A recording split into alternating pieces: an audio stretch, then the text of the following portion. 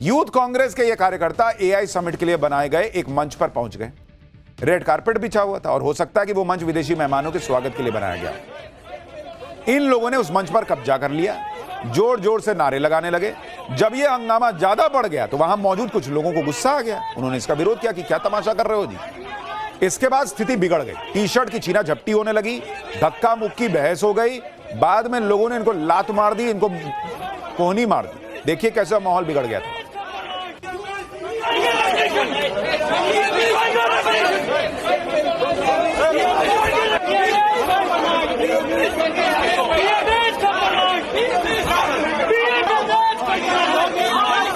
भाई कांग्रेस को फर्क पड़ता हो ना पड़ता हो, लेकिन जो लोग एआई समिट में गए हुए थे उनको तो दिख रहा था कि ये लोग देश की छीछालेदर कराने पे तुले हुए हैं। तो उन लोगों ने इन कांग्रेसियों को धक्के देना शुरू किए। पहले तो टी शर्ट छीन के हटाने लगे, गाली वाली दे दिए जो मैंने बीप किया है, और उसके बाद बोले भाग निकल यहां से।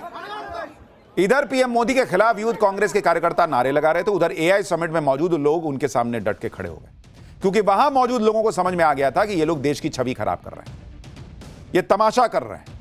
वहां बहसबाजी हो गई, मारपीट की नौबत आ गई। लोगों ने यूथ कांग्रेस के कार्यकर्ताओं को दौड़ा दौड़ा कर पीटना शुरू कर दिया।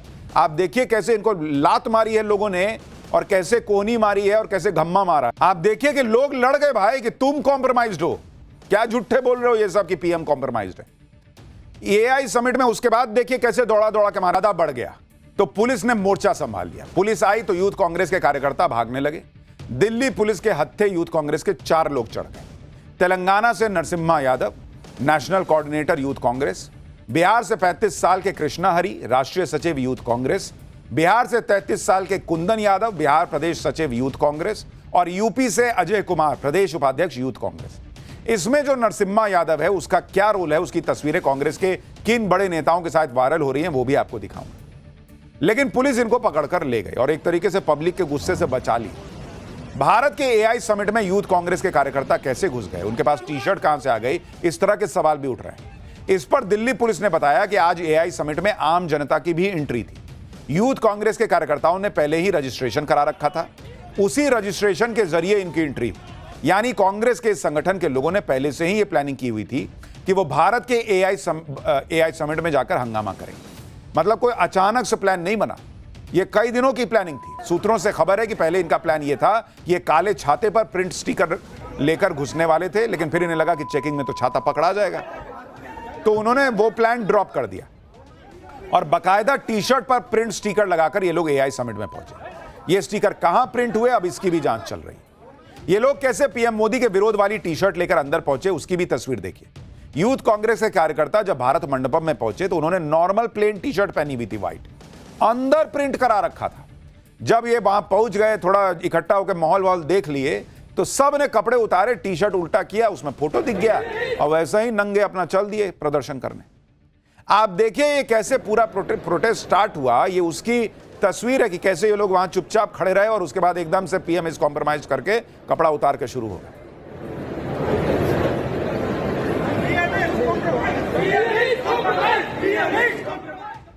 यूथ कांग्रेस ने जो कांड किया उससे लेकर पूरे देश में गुस्सा है। लोग पूछ रहे हैं कि एआई समिट कोई जंतर मंतर है जी। प्रदर्शन का अधिकार तो विपक्ष का है, लेकिन जगह भी तो देखोगे। बीजेपी आरोप लगा रही है कि सारा किया धरा ना नेता प्रतिपक्ष राहुल गांधी का है। बीजेपी के युवा मोर्चा ने राहुल गांधी के घर के बाहर प्रदर्शन कर दिया। प्रदर्शन में राहुल गांधी भारत छोड़ो जैसे नारे लगाए। बीजेपी ने कहा कि कांग्रेस खुद राष्ट्रीय शर्म का कारण बन गई। सुनिए संबित पात्रा को वो क्या कह रहे हैं। राहुल गांधी और कांग्रेस पार्टी को सबसे बड़ा गद्दार कैसे बता रहे हैं। ये प्लानिंग कहां बनी थी? ये कोई सड़क चलते हुए यूथ कांग्रेस के किसी लीडर ने ये प्लानिंग नहीं बनाया। ये राहुल गांधी, सोनिया गांधी और प्रियंका वाड्रा की मौजूदगी में राहुल जी के निवास स्थान पे ये प्लानिंग किया गया था। ये प्रयोग है, ये संयोग नहीं है। मगर राहुल गांधी और Congress party, the traitors of the highest order, देश के सबसे बड़े गद्दार, रंग में भंग डालना इनका काम है। जहां देश आगे बढ़ेगा, जहां देश में खुशियों की रंग छाएगी, वहां वो भंग जरूर डालेंगे। ये गद्दार है, topless, brainless and shameless. BJP ने आरोप इसलिए लगाया क्योंकि कांग्रेस के जो प्रदर्शनकारी पकड़े गए उनकी फोटो कांग्रेस के बड़े नेताओं के साथ वायरल हो रही है। जैसे आप देखिए कि यूथ कांग्रेस का आरोपी नरसिम्हा यादव, इसकी एक फोटो तेलंगाना के सीएम रेवंत रेड्डी के साथ वायरल हो रही है सोशल मीडिया पर। इसी तरह से प्रियंका वाड्रा के साथ एक फोटो वायरल है। दावा है कि नरसिम्हा यादव ने प्रदर्शन की सारी प्लानिंग की थी। आज जब यूथ कांग्रेस का शर्मनाक कांड हुआ और देश को दुनिया के सामने शर्मसार किया गया, तो बीजेपी ने आज राहुल गांधी की नागरिकता का भी सवाल उठा दिया। राहुल गांधी पर आरोप लगाते हुए कई लोग कोर्ट जा चुके हैं कि राहुल गांधी के पास दोहरी नागरिकता है। ऐसी याचिकाओं में यह गंभीर दावा करते हुए आरोप लगाया गया था कि राहुल गांधी के पास ब्रिटेन की भी नागरिकता है। जो लोग यह आरोप लगाते हुए कोर्ट पहुंचे थे, वो इस बात की मांग करते हैं कि राहुल गांधी की नागरिकता की सीबीआई जांच हो। कई बार गृह मंत्रालय को भी कुछ लोगों ने लिखा कि राहुल गांधी की नागरिकता रद्द कीजिए। कोर्ट भी गृह मंत्रालय से पूछ चुका है कि भाई आपका क्या स्टैंड है इस पर। लेकिन आज बीजेपी ने राहुल गांधी की नागरिकता को लेकर कुछ कहा है। पहले वो सुनिए, फिर उसका मतलब बताता हूं। कौन कॉम्प्रोमाइज्ड है जिस राहुल गांधी के ऊपर इस देश के एक सम्मानित अदालत पर नागरिकता के प्रश्न को लेकर केस चल रहा है कि वो भारत के नागरिक है कि नहीं। मुझे तो पूरा शक है अब इस घटना के पश्चात कि वास्तविक रूप में यह केस जब कंक्लूड होगा तो क्या धमाका होगा। वास्तविक रूप में वो इस देश के नागरिक के तरह तो बिहेव नहीं कर रहे हैं। Rahul Gandhi is not behaving as the citizen of this country, जो शायद देश के नागरिक भी नहीं है, ये देशभक्त है। संबित पात्रा दो बातें कह रहे हैं कि एक तो जब केस कंक्लूड होगा तो धमाका होगा, तो क्या वो इशारा कर रहे हैं कि राहुल गांधी की नागरिकता जा सकती है। दूसरी बात कि वो कह रहे हैं कि भाई राहुल गांधी नागरिक हैं या नहीं है, इसका केस चल रहा है। लेकिन सवाल तो यह है कि आप जवाब क्यों नहीं देते, गृह मंत्रालय क्यों नहीं जवाब देता कि उसका स्टैंड क्या है इसको लेकर। केस जल्दी खत्म कराइए। यूथ कांग्रेस के शर्मनाक कांड के बाद बीजेपी ने राहुल गांधी की नागरिकता का मुद्दा फिर उठा दिया है। उधर दूसरे लोग भी कांग्रेस को इस हरकत पर जमकर उसकी धुलाई कर रहे हैं। जैसे कुमार विश्वास, उन्होंने लिखा कि एक अंतर्राष्ट्रीय मंच पर जहां विश्व भर के सबसे महनीय मेहमानों के सामने देश अपनी तकनीकी शक्ति को सिद्ध करने पर जुटा पड़ा है, वहां देश के प्रधानमंत्री के खिलाफ यह नंगा प्रदर्शन वस्तुतः विपक्ष के मुद्दाहीन नंगपन का प्रदर्शन। दुखद है कि कांग्रेस जैसी पुरानी व वैचारिक रूप से पकी हुई पार्टी में मुद्दों का इतना भीषण अकाल आ पड़ा है। आपसे ना हो पाएगा भाई। सिर्फ दूसरे लोग ही नहीं भाई, खुद इंडी वाले भी कांग्रेस की धुलाई कर रहे हैं। सुनिए इनके खुद के इंडी गठबंधन वाले क्या कह रहे हैं इस प्रदर्शन को लेकर। मैं समझता हूं कि एक समिट में इस तरह से प्रोटेस्ट की, मैं समझता हूं that was not a good choice. ये एक बेहतर विकल्प प्रदर्शन करने के लिए कोई और जगह चुन लेते। मेहमानों के सामने ऐसा प्रदर्शन नहीं करना चाहिए था। आप सोचिए कि कांग्रेस ने कितना बड़ा कांड किया है कि उनके खुद के साथी उनको डिफेंड नहीं कर पा रहे हैं, लेकिन कांग्रेस के लोग कर रहे हैं। अभी आपको दिखाऊंगा कि इतने के बावजूद कांग्रेस इसको डिफेंड कर रही है। लेकिन पहले आप देखिए कि इनकी धुलाई कैसे हर तरफ चल रही है। मीम पे मीम बन रहे हैं। ये लोग नरेंद्र मोदी को घेरने गए थे, लेकिन लेने के देने पड़ गए। किस तरह से इनकी खिल्ली उड़ रही है। एक मीम चल रहा है जिसमें पीएम मोदी का एआई विजन दिखाया गया, आर्टिफिशियल इंटेलिजेंस, राहुल गांधी का AI vision anti India. AI मतलब एंटी इंडिया लोगों ने नाम दे दिया है। मोदी का AI artificial intelligence, Rahul Gandhi का एआई मतलब एंटी इंडिया। एक और मीम देखिए, गलगोटिया यूनिवर्सिटी दूसरे यूथ कांग्रेस को सलाम कर रही है कि हमसे भी बड़ा कांड कर दिया भाई लोगों ने। एक और मीम देखिए जिसमें एक लड़का फोन पर बात कर रहा है और लिखा है कि गलगोटिया यूनिवर्सिटी ने कल रात यूथ कांग्रेस से बात की और पूछा कि 5,000 कमाना है क्या।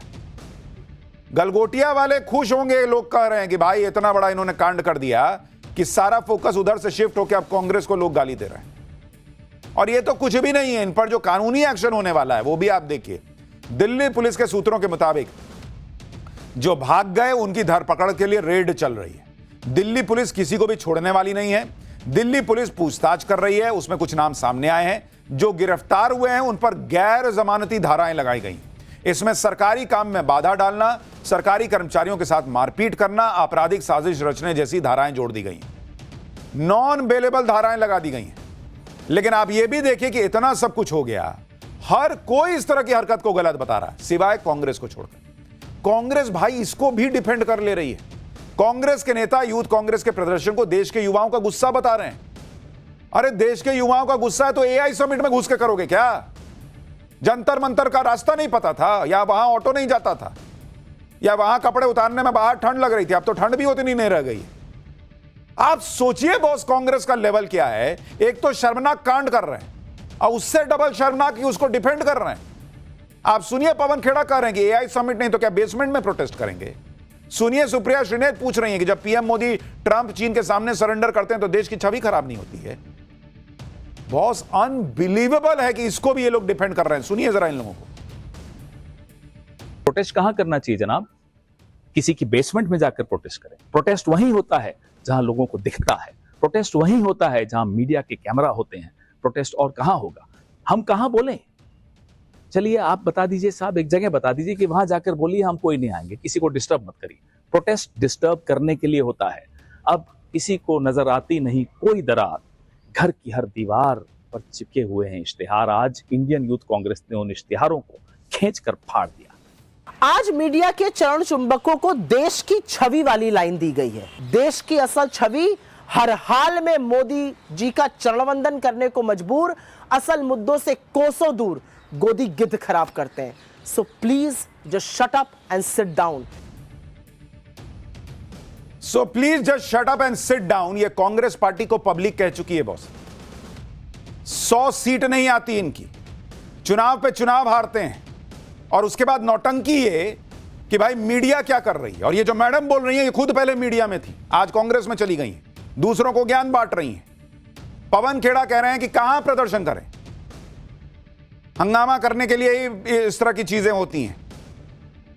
क्यों जंतर मंतर नहीं दिखता? अन्ना हजारे ने इतना बड़ा प्रदर्शन किया था, किसी समिट में घुस के किया था क्या? रामलीला मैदान में किया था, वो जगह नहीं दिखती? या रामलीला मैदान भरने के लिए पब्लिक नहीं आएगी आपके पास? आप सोचिए बॉस, इतना सब कुछ हो गया, उसके बाद बेशर्मी से इसको डिफेंड कर रहे हैं। मोदी कॉम्प्रोमाइज नहीं है, इनकी सोच कॉम्प्रोमाइज्ड है, इनका विजन कॉम्प्रोमाइज्ड है, इनकी पॉलिटिकल समझ कॉम्प्रोमाइज्ड है। और राहुल गांधी ऐसे ही लोगों से घिरे हुए हैं। यही लोग कहे होंगे कि सर रहने दीजिए, बहुत बढ़िया किया, मजा आ गया, एकदम पब्लिक खुश है। पब्लिक खुश है, गाली दे रही है पब्लिक। कांग्रेस के युवा संगठन के प्रदर्शन को डिफेंड करने के लिए कांग्रेस के नेता साल 2010 की कहानी ले आए। मनीष तिवारी क्या कह रहे हैं कि 2010 में जब कॉमनवेल्थ गेम्स के दौरान पूरी दुनिया की नजर भारत पर थी, विश्व के खिलाड़ी और अंतर्राष्ट्रीय मीडिया भारत में मौजूद थे, तब भाजपा ने देश भर में आंदोलन किए थे। तब देश की प्रतिष्ठा खतरे में नहीं थी, लोकतंत्र में विरोध अधिकार है। कांग्रेस नेता कह रहे हैं कि कॉमनवेल्थ गेम्स के समय बीजेपी अध्यक्ष नितिन गडकरी और उनके नेता देश भर में विरोध प्रदर्शन कर रहे थे। क्या तब देश की इमेज की चिंता नहीं थी?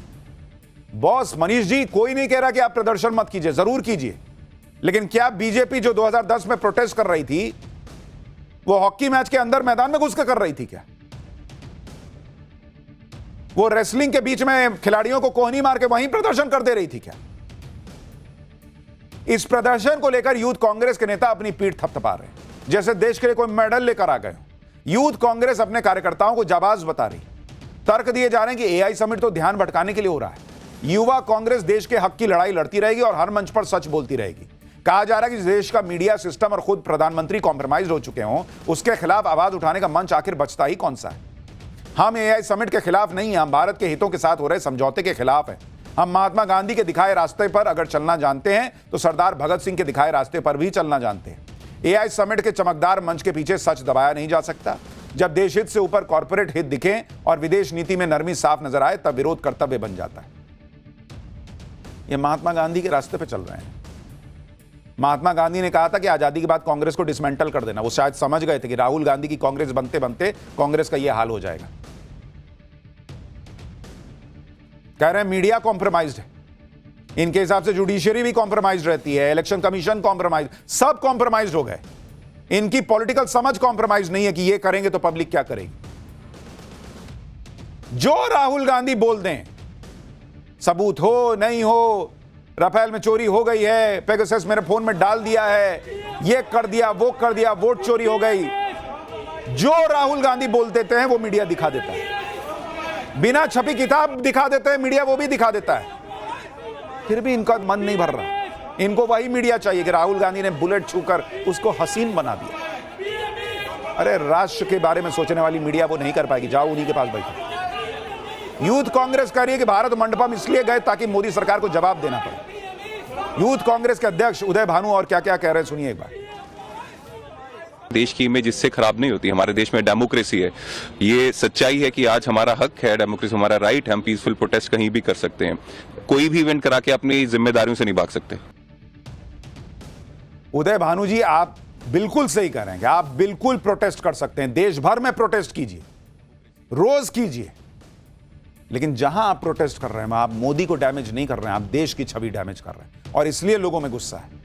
कोई ये नहीं कह रहा कि आपने ये क्यों कह दिया, ये तो आप संसद में भी कह रहे थे पीएम इज कॉम्प्रोमाइज्ड। आप ये भी देखिए कि ये वो कांग्रेस है जो 3 दिन से एआई समिट को फ्लॉप बता रही थी, आज कह रही है कि जहां कैमरे होंगे वहीं ना मीडिया प्रोटेस्ट करेगी। क्यों भाई? जब एआई समिट फ्लॉप है आपकी नजर में तो वहां प्रदर्शन करने की जरूरत क्या थी? जब फ्लॉप शो चल रहा था तो वहां क्यों गए प्रदर्शन करने? आप मान रहे हैं कि एआई समिट की धूम मची है, आपको लग रहा है कि वहां दुनिया को दिखा सकते हैं, वरना फ्लॉप समिट में कोई प्रदर्शन करने क्यों जाएगा? यूथ कांग्रेस के नेता अपने प्रोटेस्ट को डिफेंड कर रहे हैं, लेकिन ये नहीं बता रहे कि अगर एआई समिट में कोई अनहोनी हो जाती तो जिम्मेदारी कौन लेता? वहां जैसे मारपीट शुरू हो गई थी, अगर उस दौरान किसी को गंभीर चोटें लग जाती तो कौन जिम्मेदारी लेता? और जिन लोगों ने यूथ कांग्रेस के लोगों को पीटा उन्होंने भी ठीक नहीं किया, वो तो गलत कर ही रहे हैं, आप उनको लात क्या मार रहे हो? पुलिस ले ही जा रही थी। यह बात ध्यान रखने वाली है कि अभी एआई समिट खत्म नहीं हुआ है। एआई समिट में अब भी विदेशी मेहमान, दूसरे देशों के पवेलियन लगे हुए हैं। आज भी पीएम मोदी ने एआई की बड़ी बड़ी कंपनियों को के सीईओ से मुलाकात की है। आज ही पीएम मोदी ओपन एआई के सीईओ सैम ऑल्टमैन से भी मिले। कांग्रेस यह माहौल बना रही है कि PM is compromised. PM Modi ने तो ट्रंप के सामने सरेंडर कर दिया। सरेंडर करना किसे कहते हैं, दबाव में झुक जाना किसे कहते हैं, वो आपको पाकिस्तान के पीएम शहबाज शरीफ को देखकर समझ में आएगा। वॉशिंगटन में कल जब गाजा पीस बोर्ड की बैठक हुई तो उस बैठक में डोनाल्ड ट्रंप ने पाकिस्तान के पीएम शहबाज शरीफ को खड़े होने के लिए कह दिया, और वो भाई खड़ा भी हो गया। शहबाज शरीफ की बॉडी लैंग्वेज ऐसी थी, जी बॉस, आपने खड़े होने के लिए कहा, मैं अभी खड़ा हो जाता हूं सर। बैठ जाने को कहा, मैं बैठ जाता हूं सर। डोनाल्ड ट्रंप ने शहबाज शरीफ को खड़ा किया और पीएम मोदी की बात करने लगे। सुनिए कैसे ये आदमी ये सारी बेइज्जती सहता है। इसको कहते हैं कॉम्प्रोमाइज्ड होना। I think you should actually stand. Come, please, stand just for a second. Pakistan and India, thank you very much. And I spoke to Prime Minister Modi. He's excited. He's watching us right now. आप देखिए Gaza piece board में शहबाज शरीफ का क्या हाल था। वहां शहबाज शरीफ को कोई पूछने वाला नहीं था। शहबाज शरीफ अलग थलग नजर आ रहे थे। इसके बावजूद शहबाज शरीफ ने डोनाल्ड ट्रंप की चापलूसी में कोई कमी नहीं रखी। सुनिए शहबाज शरीफ डोनाल्ड ट्रंप के लिए क्या क्या कह रहा था। भाई इसको कहते हैं कॉम्प्रोमाइज्ड होना। ट्रंप ने कहा उठो तो उठो, बैठो तो बैठो, कोने में खड़ा कर दिया फोटो के समय। कह रहा आप ही तो दुनिया के साउथ एशिया के रक्षक हैं। और नरेंद्र मोदी ने क्या किया? अमेरिका से डील अपनी शर्तों पे की। जब सही शर्तें तय हो गई तब जाकर डील की। टैरिफ का लोड नहीं लिया, दुनिया भर में डील पे डील की। अमेरिका को बता दिया वर्ल्ड ऑर्डर चेंज हो रहा है। और अमेरिका का दबाव होता तो 144 राफेल न खरीदे जा रहे होते। ये एक बेसिक सा उदाहरण दे रहा हूं। अब एआई समिट में जाकर कपड़े उतार के प्रदर्शन करना है, चांद पे जाके करना, करते रहो। यही सब करोगे तो सीटें बढ़ने की जगह घट जाएंगी। भलाई में बता रहा हूं कि थोड़ा तो इतनी पॉलिटिकल सेंस तो लगानी चाहिए कि ये सब जो है ना नुकसान करेगा।